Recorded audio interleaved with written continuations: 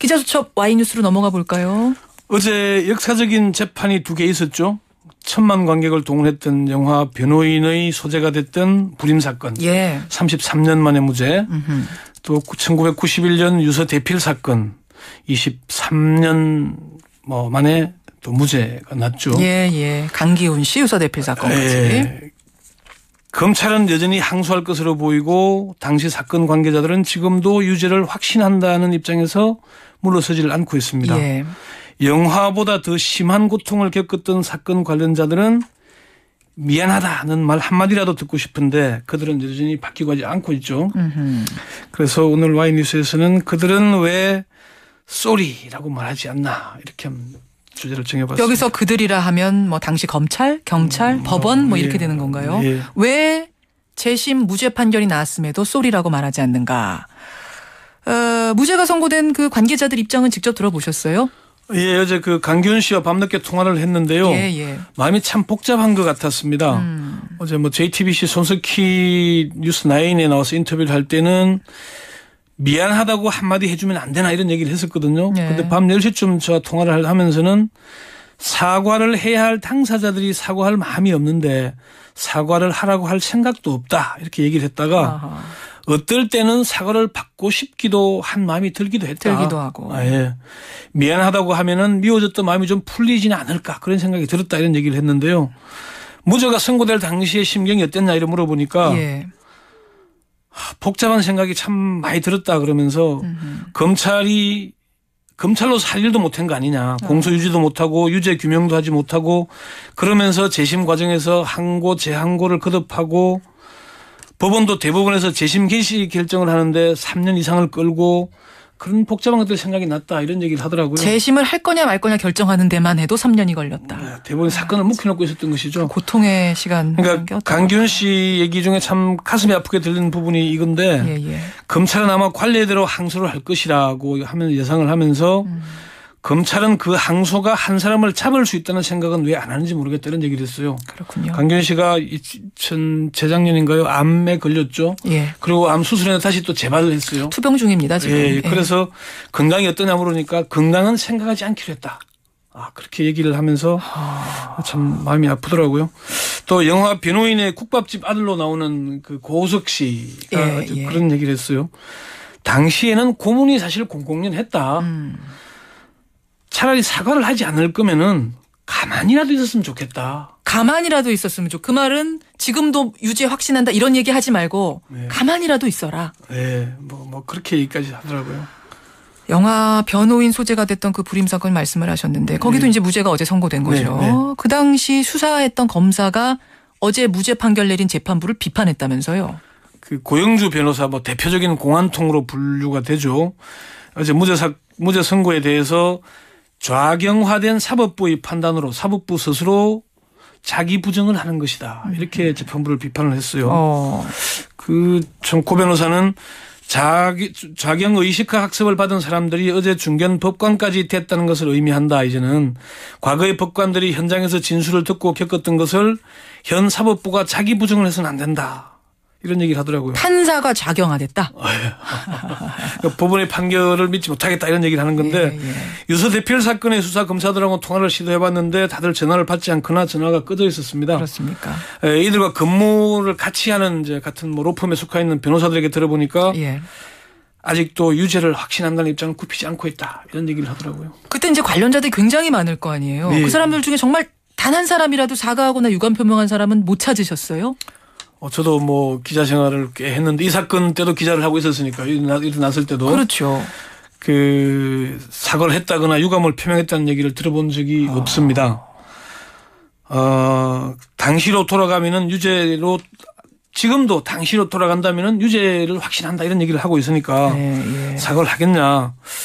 사실 이게 우리가 사법부, 검찰 사과에 참 인색하죠. 그렇죠. 그렇지만 사법부는 사법 60주년 때 당시 이용훈 대법원장이 과거 헌법상 책무를 충실히 완성하지 못해 국민들에게 실망과 고통을 드린 데 대해 죄송하다 이렇게 사과를 했어요.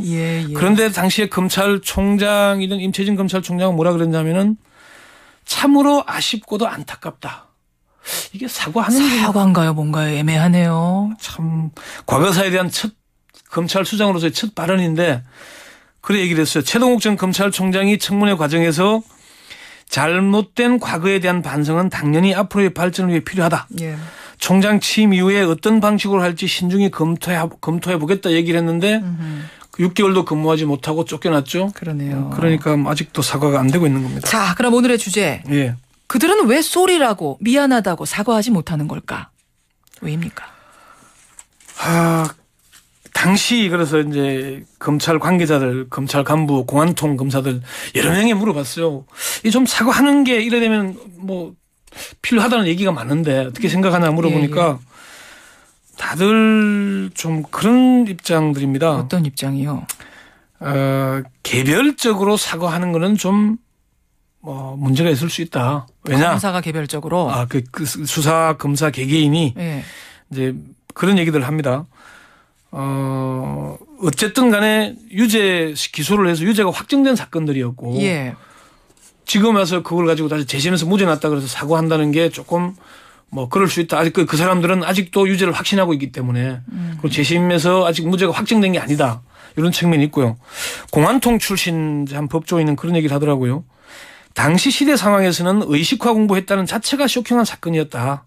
검사 개인의 판단이기보다는 상부나 정부 차원에서 요구가 컸을 것이다. 그런 얘기를 하기도 했고. 그러니까 오히려 사과할 수 있는 거 아닌가요? 그 당시 내가 내 소신에 의한 게 아니라 사회 분위기 혹은 위에서 누가 시켜서 그렇게 했던 것에 대해서 나는 지금 사과한다.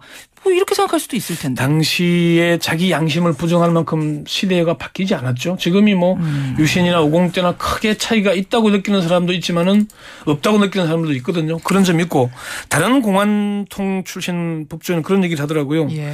기소한 사람에게만 책임을 묻거나 사과를 하라는 건 온당치 않다. 왜냐하면은 누가 그 일을 맡았더라도 당시에는 그런 결정을 할 수밖에 없었을 것이다. 예. 그러니까 기소를 혼자 결정한 것도 아니고 부장도 있고 차장도 있고 검사장도 있고 대검도 있고 법무부도 있는데 왜 검사 개인에게만 사과를 하느냐. 그런 얘기를 하더라고요. 그 당시 그 사건 맡았던 분들 지금 어떻게 살고 있습니까? 잘 나가고 있죠, 한마디로. 승승장구입니까? 예, 당시에 법무부 장관 했던 김기춘 씨가 지금은 대통령 비서실장이잖아요. 그러네요. 예를 들어 그렇습니다. 그리고 당시에 부장검사였던 강신옥 씨는 대법관까지 하고 나왔고 일일이 일과점이 많은데 지금도 노래 제목처럼 잘 나가, 내가 지금 잘 나가, 그런 법조계 정치권에서 그랬습니다. 역사의 아이러니네요. 예. 답답하기도 하고요. 권영철 기자 수고하셨습니다. 네. 기자 수첩 와이뉴스로 넘어가겠습니다. 어서 오십시오. 안녕하십니까. 자, 오늘 와이뉴스는 어떤 주제 가지고 오셨어요? 김현정의 엊그제가 우수였죠? 벌써 우수 지났어요? 네, 우수 경칩 하면 이제 얼었던 대동강물이 풀린다 그러죠. 경칩은 언제예요? 3월 6일. 벌써? 예. 와, 그렇군요.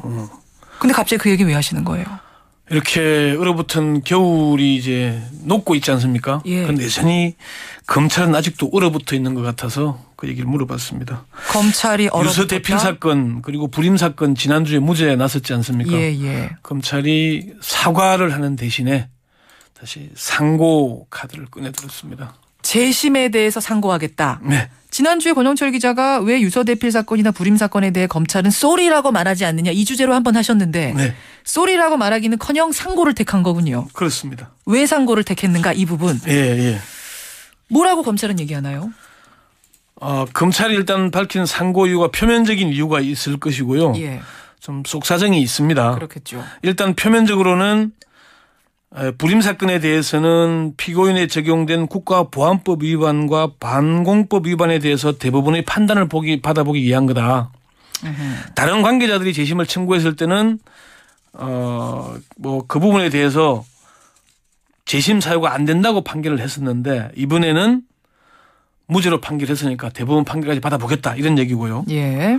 또 검찰 수사 단계에서의 자백 진술조서의 임의성을 인정을 안 했는데 그것도 대법원 판단을 받아보겠다 이런 취지입니다. 유서 대필 사건에 대해서는 오히려 간단한 설명인데 법원에서 김기설 씨의 필적으로 인정한 전대협 노트를 인정할 수 없다. 인정할 수 없다. 이 얘기는 무슨 얘기냐면은 판결이 확정되고 나서 20년이 지난 뒤에 제출된 전대협 노트의 글씨를 김기설 씨 것이라고 인정한 부분의 판단은 도저히 인정할 수 없는 것이다. 밑도 끝도 없이 20년 된 게 20년 뒤에 나왔는데 그걸 어떻게 믿으라는 얘기냐. 뭐 그런 취지입니다. 그것이 조작됐을 수도 있다. 무슨 이런 가능성을 이제 제기하는 거군요. 오히려 이제 그 김기설 씨 노트라고 얘기한 게 뭐 조작됐다거나 그런 거 아니냐. 이게 검찰의 주장인 겁니다. 그래서 우리는 또 한번 가봐야겠다. 재판으로. 네. 그럼 표면적인 이유는 그러고 실제 이유가 따로 있다는 말씀이세요? 제가 분석을 해보니까 한 3가지 정도로 크게 분석을 할 수 있는데요. 예. 첫 번째는 강기훈 씨 유서 대필 사건이나 불임 사건이 아직도 현재 진행이기 때문입니다. 그게 무슨 말씀이십니까? 유서 대필 사건, 특히나 유서 대필 사건 검사들은 공교롭게도 박근혜 대통령 주변에 몰려 있습니다. 현재도 살아있는 권력이라는 얘기죠. 김기춘 씨 과거에 법무장관이었는데 지금은 대통령 비서실장. 기춘 대원군이라고 불릴 정도로 권세를 누리고 있죠. 당시의 정구영 검찰총장. 지난 대선에서 다른 법조인 244명과 함께 박근혜 당시 새누리당 후보를 지지한다고 공개적으로 선언을 했고요. 예. 당시 부장검사였던 강신욱 전 대법관. 2007년 박근혜 캠프의 법률지원 특보단장을 지냈습니다. 예.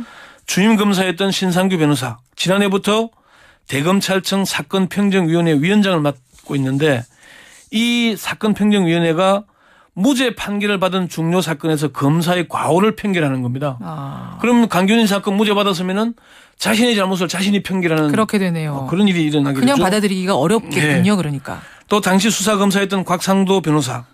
박근혜 정부 인수위원을 거쳐서 청와대 민정수석을 지냈죠. 예. 이렇게 당시 사건 관계자들이 잘 나가고 있으니까 검찰에서는 상고를 포기하면은 당시 수사를 잘못했다고 인정하는 셈이 되잖아요. 그러네요. 네. 그래서 상고할 수밖에 없을 것이다 라는 이유가 나오는 것. 네. 다른 이유가 또 있습니까? 두 번째 이유는 이른바 시간 끌기요 폭탄 돌리기다. 이런 분석이 나옵니다. 시간을 끌다니 게 무슨 말씀이세요? 한 중견 법조인이 그런 얘기를 하던데 검찰이 상고한 것은 시간 끌기요 폭탄 돌리기에 다름 아니다. 강기훈 씨가 지금 간암 투병 중이잖아요. 간암 투병 중인 건 뭐 이미 알려진 유명한 사실이죠. 그리고 또 암이 재발했다고 합니다. 그 얘기는 상고심하면 통상 한 2년 가까이 걸리는 걸로 예측을 하거든요. 예. 그때까지 강기훈 씨가 생존해 있을지 모르겠다. 그러니까 검찰로서는 상고를 해서 시간을 끌면은 강기훈 씨가 뭐 유고가 있을 수 있으니까. 그런 얘기도 법조계에선 나온다. 예, 이게 이제 강기훈 씨의 쾌유와 명예회복을 위한 시민모임의 김선택 집행위원장이 상고심은 빨라도 2년 정도 걸리는데 검찰 앞에 서 있는 사람은 악착같이 버텨야 된다. 강기훈 씨가. 검찰이 상고를 하는 건 시간을 끌어서 면피하려고 하는 것밖에 안 된다. 이렇게 비판을 했어요. 그렇군요. 세 번째는 검찰 내부는 여전히 변하고 있지 않습니다. 그건 무슨 말씀이십니까? 재심 사건들에서 무죄가 많이 나고 있잖아요. 예. 검찰은 거의 기계적으로 항소하거나 상고를 합니다. 검찰 내부 관계자가 그런 얘기를 했습니다. 공안부는 위헌 결정이 난 사건을 제외하고는 증거 부족 등으로 재심 사건에서 무죄가 나거나 하면은 자관 재심 개시 결정이 내려지면 항고, 재항고, 판결에 대해서는 항소, 상고를 무조건 한다. 그런 얘기를 했습니다. 이 얘기는 이제 참 시간상 제가 촉박하긴 한데 지난해에 서울지검 임은정 검사의 무죄 구형 사건 혹시 기억나십니까? 네, 저는 기억합니다. 문을 잠그고 뭐 군에서 논란이 됐던 게 있죠. 예.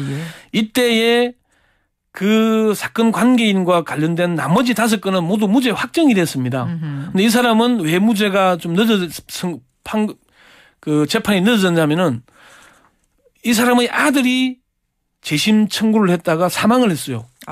그러니까 공소 기각이 되고 손녀가 다시 재판을 청구하니까 다른 사건 관계인보다 2년 늦게 선고가 된 겁니다. 시간 끌기가 그런 효과가 있는 겁니다. 여전히 변하고 있지 않다는 얘기는 여전히 유죄가 이들은 분명하다라는 확신이 있다는 얘기이신 거죠? 예, 뭐 사건 판결이 난 뒤에 검찰 내부 의견을 들어보니까 당연히 상고해야 한다는 의견이 우세했고 검찰 관계자들은 아직도 유죄임을 확신한다는 그런 얘기들이 많았습니다. 검찰 내부에서는 이 상고에 대해서 어떤 여론입니까? 내부에서도 비판 여론이 나오고 있습니다. 그래요? 검찰의 한 검사장급 간부는 법률가 개인적인 의견임을 전제로 상고에 반대한다. 만약이라도 상고하는 중 강기훈 씨가 사망하거나 하면은 재심의 의미가 없어진다. 이런 얘기를 했고요. 서울 재경지검의 한 검사는 오히려 사과를 해도 모자랄 텐데 다시 상고를 한다는 건 도대체 이해하기 어렵다. 그런 얘기를 했습니다. 당사자인 강기훈 씨도 접촉해 보셨어요? 어젯밤 늦게 통화를 해봤는데요. 예. 별로 관심도 없고 할 말도 없다. 그런 얘기를 했습니다. 지난 13일에 무죄 선고가 난 뒤에 통화했을 때는 검찰은 아마 관례대로 상고를 할 것이다. 검찰의 그 상고가 한 사람을 잡을 수 있다는 생각은 왜 안 하는지 모르겠다. 그런 심경을 밝히기도 했었거든요. 강기훈 씨 변호인은 유감이다. 대법원이 이런 시일 내에 판단해 주길 바란다. 그런 얘기를 했습니다. 그렇군. 만약 뭐 그런 일은 없어야겠습니다만 네. 상고심 진행되는 중에 진짜 강기훈 씨 신변에 뭐 문제가 생긴다면 그건 어떻게 되는 거예요, 재판은? 재판이 재심 사건을 다시 시작해야 됩니다. 본인이 강기훈 씨가 지금 재심을 청구했거든요. 예. 청구인이 유고가 생겼으면은 예. 다른 친권자가 이제 물려받아서 재판을 청구해서 다시 재심을 처음부터 다시 시작하는 상황. 네. 그렇군요. 네. 예. 검찰이 참 사과에 인색하지 않습니까? 지난주에 설명을 했지만은 예. 좀 국민을 위한다면은 조직 보호가 아니라 국민을 우선시한다면은 상고보다는 사과를 하면서 새누리당 하태경 의원도 그랬거든요. 재심에서 뒤집힐 이 가능성이 거의 없는데 사과를 하는 게 오히려 옳을 텐데 그런 아쉬움을 나타내게 됐습니다. 왜 쏘리라고 말하지 않는가. 권영철 기자 수고하셨습니다. 네.